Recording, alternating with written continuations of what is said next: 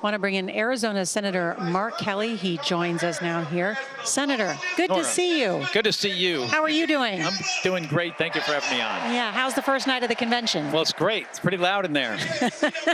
But luckily we have these big things on our ears so we can hear well. I don't know what we'd do without them. I was just in Glendale with my wife, Gabby Giffords, seeing the Vice President and Tim Walz just last week, and the energy in that room was just off the charts.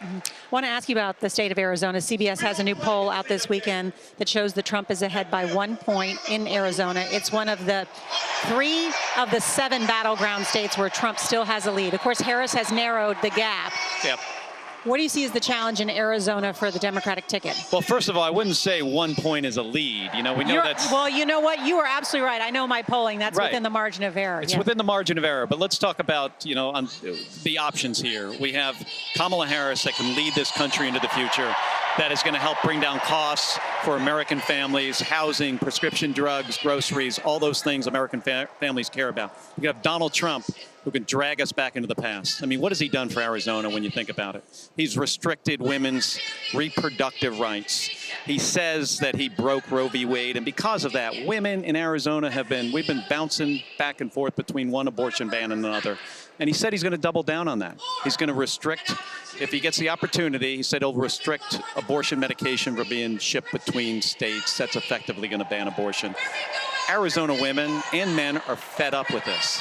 For that reason, I believe Kamala Harris is going to win in Arizona. Now, in Arizona, elections are often very close, statewide elections. Was for me in 2020, again in 2022.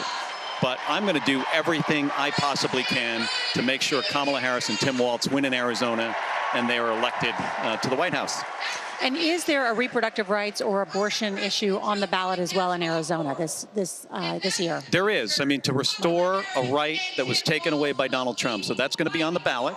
And my hope is, and my expectation is, that's going to pass and women will get these rights back.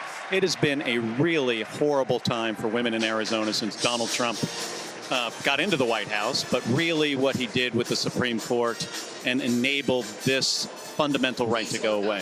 What have you counseled the Vice President and Governor Walz in terms of what they would need to do in order to win the state of Arizona? Well, Kamala Harris has a great story to tell for Arizona. When you look at the CHIPS and Science Act, bipartisan legislation she supported, the White House worked on, that's tens of thousands of good-paying jobs that you can actually raise a family on. I've met some of these folks. You know, jobs that you don't need a 4-year degree for. She has delivered on that issue. And so many issues. I mean, she is the obvious choice here. It's not Donald Trump. I mean, the guy has basically his legacy is a giant tax cut for billionaires like himself.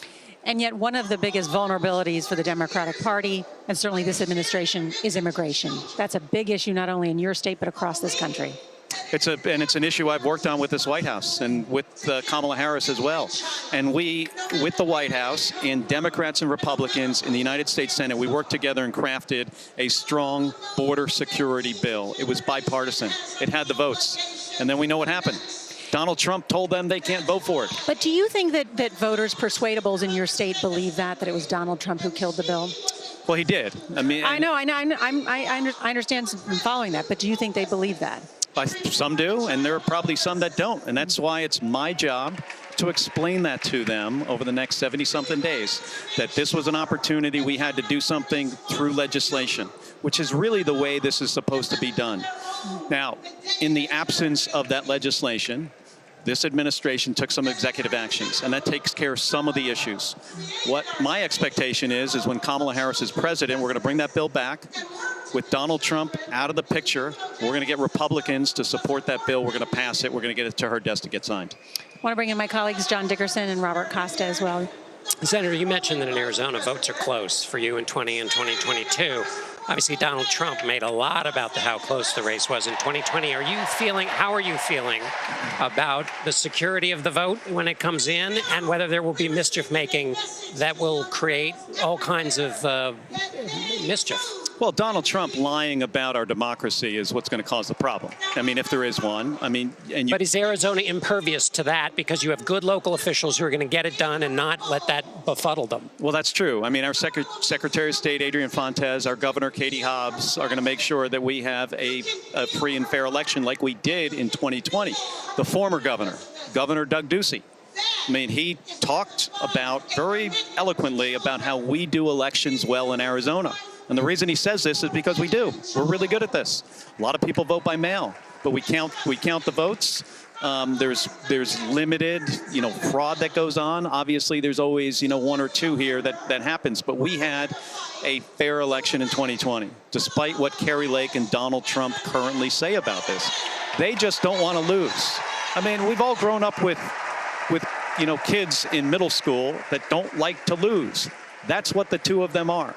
They don't want to lose. They will never admit it when they lost. They lost in 2020, and they're going to lose again here in 2024. Senator, good to see you.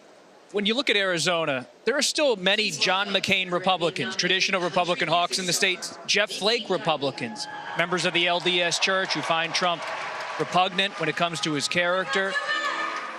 What are you doing personally to win over those traditional Republicans in Arizona, not just to sit home maybe because they can't vote for Trump, but to actually come across the aisle and vote for Vice President Harris? Well, those John McCain Republicans, many of them voted for me in 2020 and again in 2022.